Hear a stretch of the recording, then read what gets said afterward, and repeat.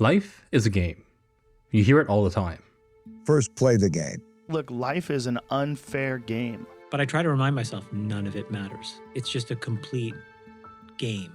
And if you can do that, you can have a very interesting life.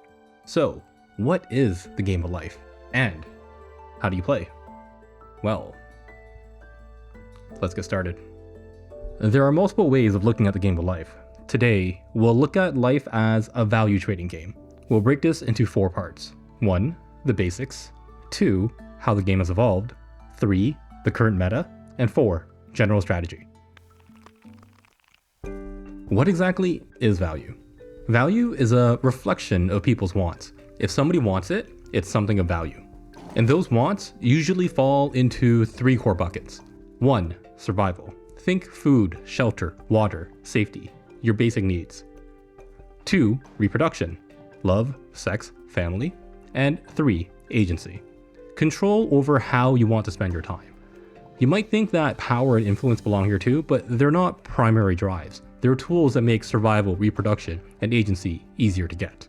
Things to know about value. There's market value, which is your net worth, everything you own, your house, your car, your stocks, and you, specifically the knowledge and skills you possess. And then there's your personal value. These are things you care about, like what you want to see more of in the world.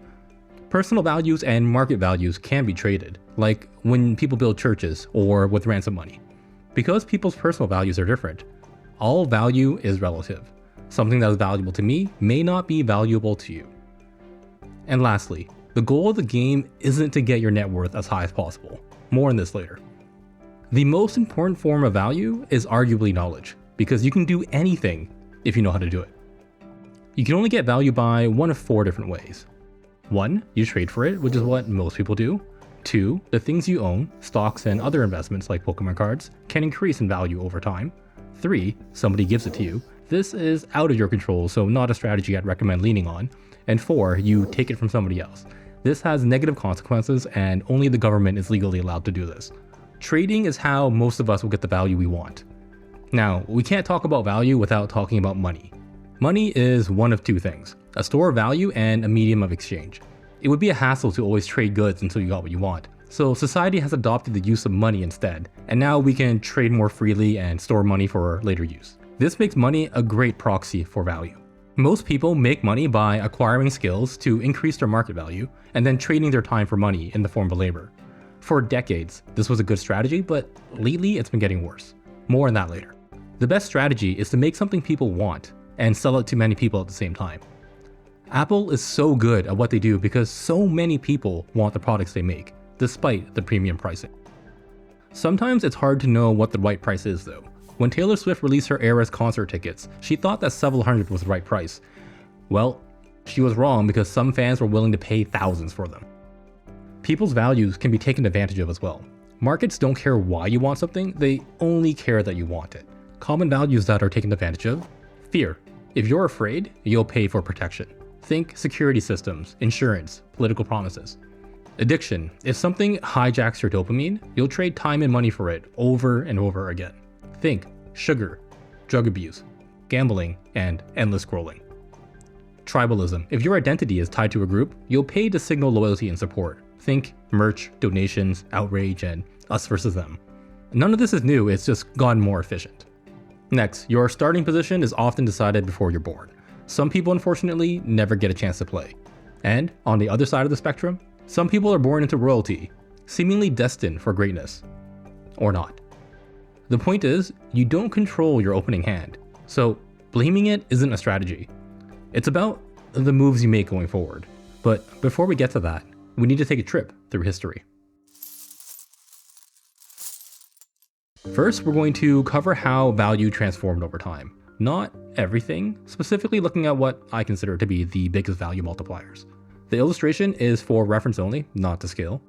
In the early stages of life, life's value was mostly within its physical capabilities. Value lived in your body, your strength, your speed, your size, and your intelligence. If you lost a fight, you lost everything. I would use this as a starting point. At some point, life discovered cooperation. This allowed us to find value through working together. Think of things like teaming up on hunts and sharing habitat. To think about this in a modern setting, imagine people splitting rent. Cooperation would eventually evolve into things like writing, language, and trade.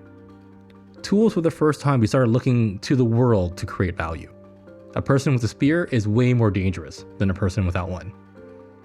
Now, these are both important, but they pale in comparison to the next big upgrade, agriculture. What if, instead of risking our lives every day to go hunt and gather, we could just grow everything we need using the earth and the sun? All of a sudden, a small group of people can make enough food for a whole village. This completely flipped the value game. For the first time ever, we were able to give people back time at scale.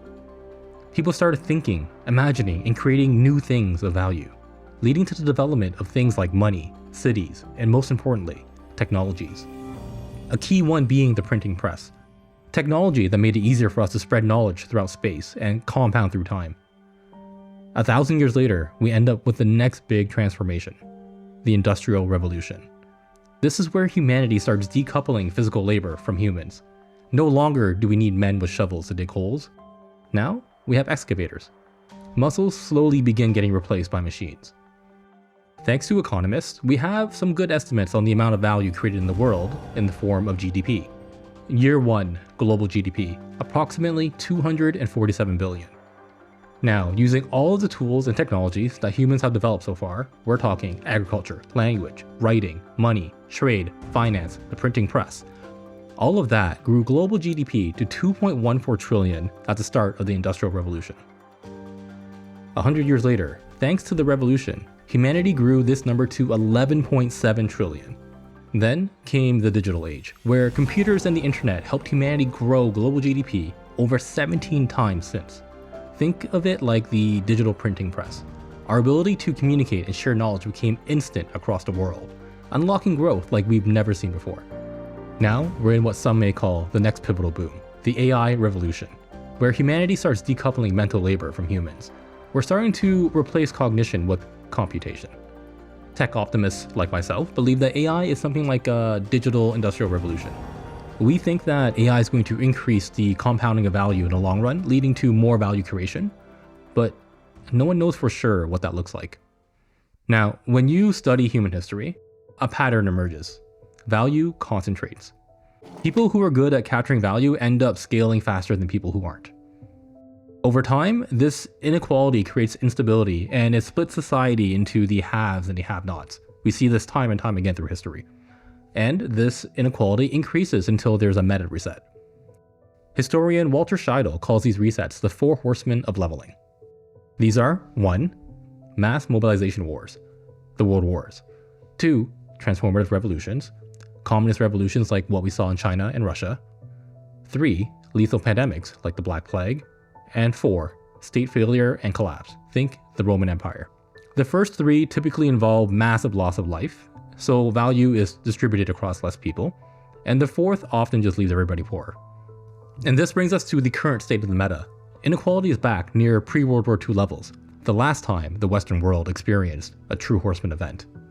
I have directed Secretary Connally to suspend temporarily the convertibility of the dollar into gold. We're going to look at the meta mainly from a US perspective, as what happens there ends up rippling out towards the rest of the world. World War II involved massive amounts of death and destruction. That death lowered the amount of workers, and the destruction meant that there was a lot of work to do. So, laborers benefited a lot from this arrangement. Then, there were several events that happened in the 1970s. We won't be getting too deeply into it in this video, but think of it as a major balance patch. As a result of this, the value equation completely changes. You can see it clearly in this graph. Productivity, the total amount of value generated, and compensation, the total amount of value being paid to workers, splits. Productivity grows almost 3 times more than wages do. The reason for this is debated, but the consequence doesn't change. What matters is that the value of labor continues to get smaller. Income inequality is now higher than it's been since the Great Depression, with the top 1% taking over 20% of the total income, and that's not counting asset inflation. As a result, the cost of basic needs like food, education, and housing are now becoming unaffordable to millions of people. Debt is at all-time highs, and this doesn't include new forms of debt, like buy now, pay later. Like we've seen in the past, this concentration has started to create instability. Political violence is up, with us versus them populism gaining momentum across the world. Not only that, AI and the current geopolitical environment are adding to the instability. Our next generation of young adults, Gen Z, they're not having a good time. Their grades have gotten worse, youth unemployment is rising, and their mental health isn't doing well. If history repeats, this is going to get worse until we have a Four Horsemen type event. Normally, I'm a tech optimist when it comes to the future, but I don't like where this is going. Thankfully, there's another way to lower inequality. It's to lift everyone up from the bottom. Taxes are one way of doing this, but not everyone agrees on what the taxes should be and how much to provide. Not only that, rot and corruption always manage to find their way in. The better way is education. Knowledge is arguably the most important form of value. Every major bottom expansion event in history begins with knowledge spreading. I don't want the next reset to come from destruction, but from expansion. That's why I'm dedicating the next chapter of my life to making videos like these, to try and help people better understand the mechanics of life and to level up overall. If we're right about AI and it exponentially increases value, then maybe we can avoid a Horseman event. If you want to help me on my journey, share this video with anyone who will find value from it. Also, check out my school. Not only will you be supporting me, you'll get access to exclusive content that isn't a good fit for YouTube. First, we need to get aligned on goal. Now, people often say that time is money, but I want to convince you that money is time and your time is what matters. Imagine you're an hourly employee and you trade your labor at $20 an hour. This money can be seen as a crystallized version of your time. You then take this bill and you use it to buy things you want because you don't have the time and skills to make it yourself. But it's not just this $20 bill. Every dollar in the world can be thought about as crystallized time. Consider this banana. Think of the time of everybody involved in getting this to me. The farmers that grew it, the transport companies that shipped it, the retailer that sold it, and the Uber driver that delivered it. Now, obviously, this cost is spread across everything in the transactions, but the markets have dictated that the time of everybody involved in getting me these bananas is worth about $2, or 6 minutes of your time. So having money is the same as having access to other people's time that you then spend to fuel your lifestyle. Now, I'm not here to tell you how to live your life, but I imagine it's something like I want to spend my time how I'd like. So I hope that convinces you to optimize for your own time rather than for money. If how you want to spend your time involves making a lot of money, that is perfect. But if it isn't, you'll need to minimize the amount of time you spend making money and maximize the amount of time you spend living life how you want. You want a more expensive lifestyle? You need to make more money. To get money, you can either trade time, services, or products. The most popular strategy is to trade time in the form of hours or salary, also known as labor. The more valuable your skills, the more money you can trade your time for. Now, this strategy has been slowly getting worse. The industrial age made physical labor worth less, globalization has made it so that you're competing with people from across the planet, and AI is devaluing existing labor even more. There is a future where AI creates a new type of labor, but that's not proven yet. It probably still is a good idea to learn as much about AI as you can, so you can use it in the other strategies. The second strategy is to provide a service. This is where instead of trading your time for money, you trade a result for money. This is a great strategy, the most popular business type. The kid mowing your lawn for $20 is trading his services for money. The more valuable your skills, the more money you can trade your services for. I highly recommend this strategy.